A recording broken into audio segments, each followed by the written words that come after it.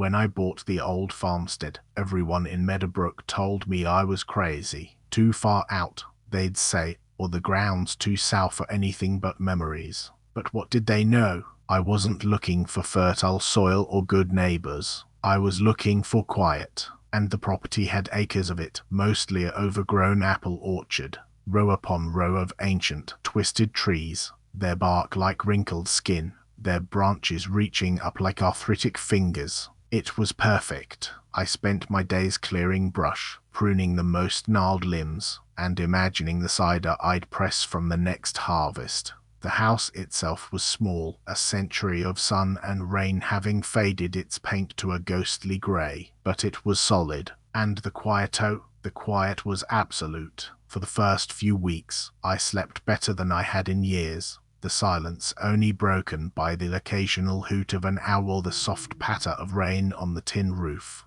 I felt reborn, truly. It was exactly what I'd longed for, a new beginning, far from the frantic noise of the city, surrounded by nothing but the quiet company of a forgotten orchard.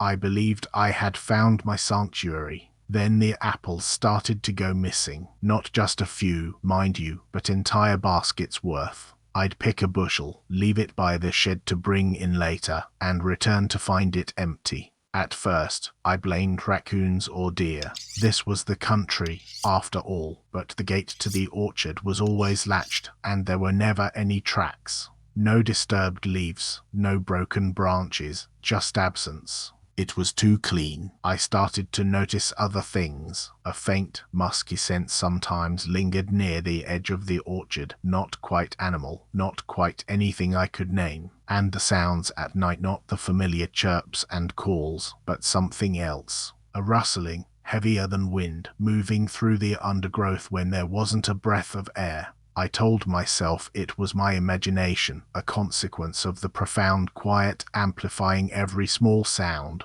My city-addled brain, unaccustomed to true stillness, was simply playing tricks on me. One evening, I was walking the perimeter of the orchard, checking on the youngest trees. The sun was dipping below the horizon, painting the sky in fiery oranges and purples. I paused by an ancient tree, its trunk split and hollowed. That's when I saw it. Not clearly, not in full, but a movement, a flash of something dark and impossibly thin, slipping between the rows of trees. Too tall for a deer, too fluid for a human. It moved without a sound, a ripple in the twilight, gone before my eyes could focus. My heart hammered against my ribs. I froze, straining my ears. But there was only the sound of my own ragged breath. I told myself it was a trick of the light, a shadow playing games. But the image was seared into my mind, a fleeting impression of limbs too long, a gate too unnatural. That night, I locked every door and window, something I hadn't done since moving in. The quiet, once a comfort,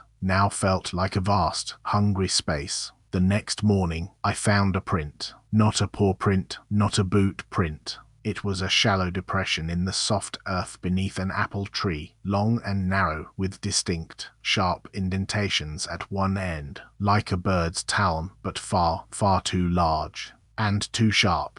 I knelt, my fingers tracing the outline, a cold dread seeping into my bones. This wasn't a fox, or a bear, or any animal I knew. This was something else, something that walked on two legs but not like me. The apples continued to vanish, and now I noticed something else. Some of the trees themselves had changed. Their bark, already gnarled, seemed to twist even more, the wood darkening, almost weeping a thick black sap from new fissures. The air itself grew heavier, denser, carrying that faint, musky scent more often. I started carrying an old hunting knife, feeling foolish, but unable to shake the growing unease. Every rustle of leaves, every creak of the house, sent a jolt of fear through me. One night, the tapping began. Not the gentle rain, but a distinct, deliberate tap, tap, tap against the back wall of the house. Near my bedroom window, I lay in bed, heart pounding, listening. It wasn't a branch scraping, it was too regular, too intentional. I wanted to look, to see what it was, but a primal fear kept me rooted to the mattress.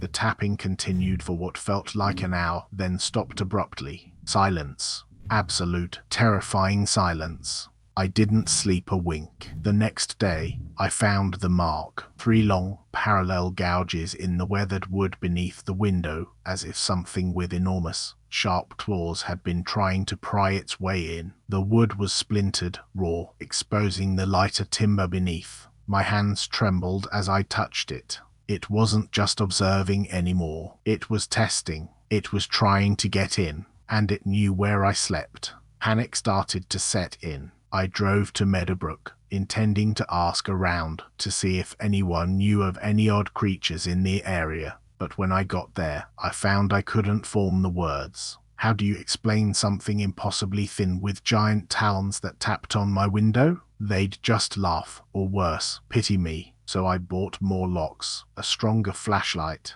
and a shotgun. Back at the farm, I reinforced the windows and doors, feeling a foolish kind of safety. I spent my days clearing even more brush from the orchard, trying to make the grounds less welcoming for whatever it was. But it was no use. The presence grew stronger. I felt watched constantly, even in broad daylight. The musky scent was now almost always present, sometimes close enough that I felt a shiver crawl down my spine. The air was colder in the orchard, a stillness that wasn't peaceful but predatory. I was no longer alone. I was prey. Then came the night of the full moon. I was lying in bed, shotgun by my side, trying to convince myself that the wind was just rattling the old house. But it wasn't the wind. A deep, guttural growl rumbled from the orchard, a sound that vibrated through the very floorboards. It was a sound of hunger, of immense, ancient power. I crept to the window, peering through a small gap in the curtains. The moonlight illuminated the orchard, casting long, stark shadows. And there it was, not a shadow, not a trick of the eye, standing at the very edge of my property, impossibly tall, impossibly gaunt. Its limbs were like twisted branches, its body a dark, leathery hide that seemed to absorb the moonlight. Its head was small, almost bird-like, but its eyes glowed with a feral intelligence, fixed directly on my house, on me. It was stripping an apple tree, not eating the fruit, but tearing chunks of bark with those monstrous talons, as if marking its territory.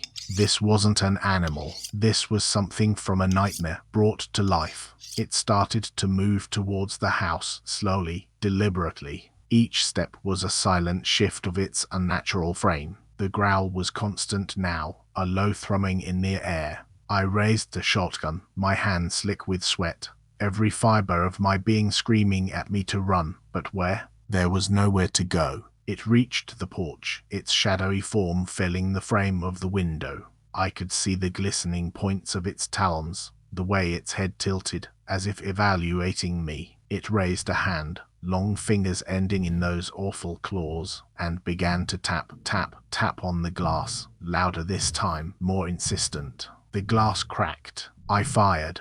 The creature shrieked, a sound that tore through the night, a sound that still echoes in my ears. I fired again and again, until the shotgun was empty, the air thick with smoke and the metallic tang of fear. It recoiled, a dark mass retreating into the orchard, leaving behind a trail of thick, black sap that steamed faintly in the cold moonlight. I knew it wasn't dead. I knew it was just wounded. I bought this place for peace. Now I understand.